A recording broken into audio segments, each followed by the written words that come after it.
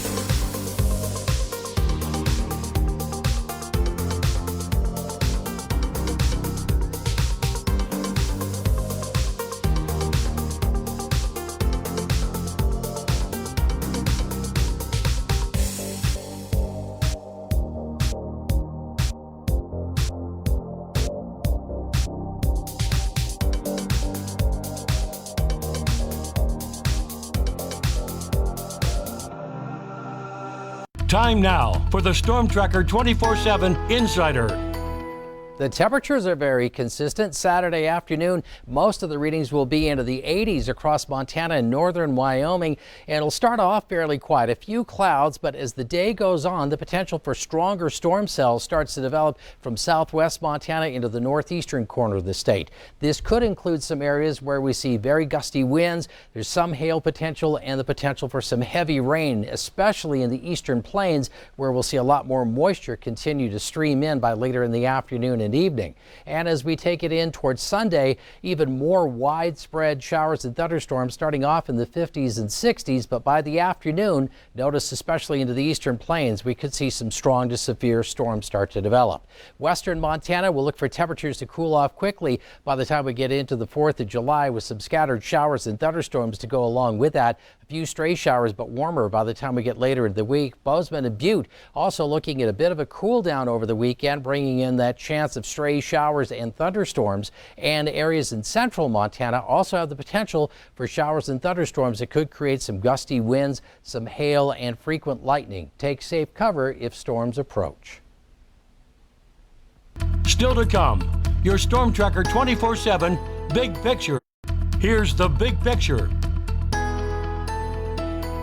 As we head into the weekend, we're going to be watching the amount of moisture that's available across our region. And the green shaded areas indicate where we see a lot of available moisture in the atmosphere that will come up from the Gulf of Mexico and continue to push in through the Dakotas and then eastern Montana and northern Wyoming.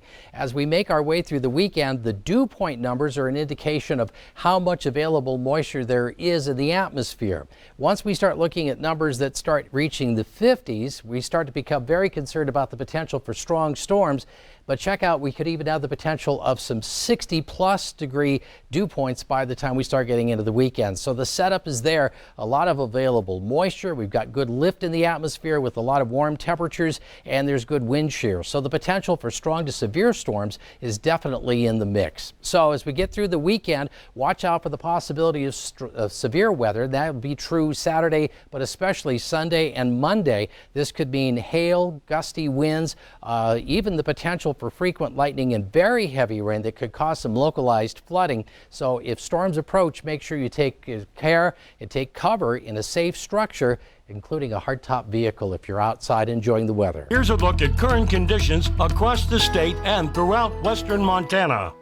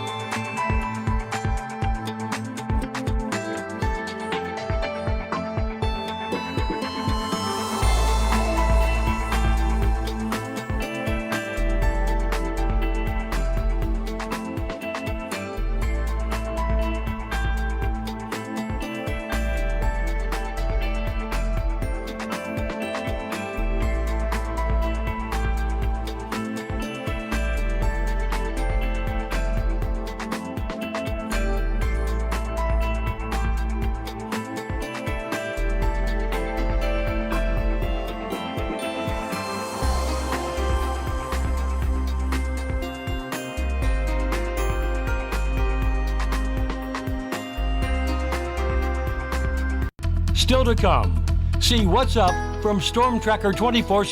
What's up? Find out now with Storm Tracker 24/7.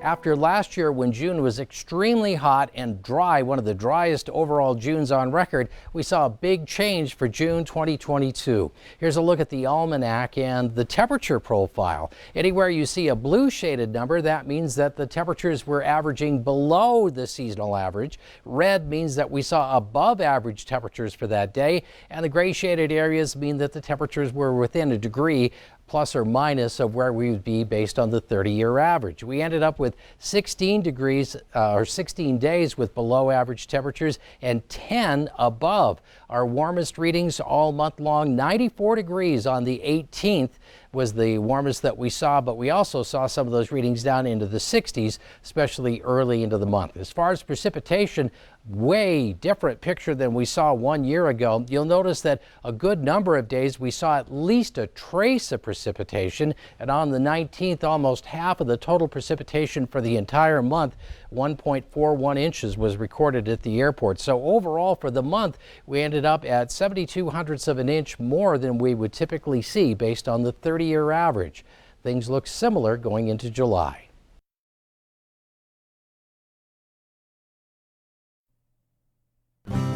Here's future radar for today. The shaded areas show areas of precipitation, and the blue arrows show the potential for wind.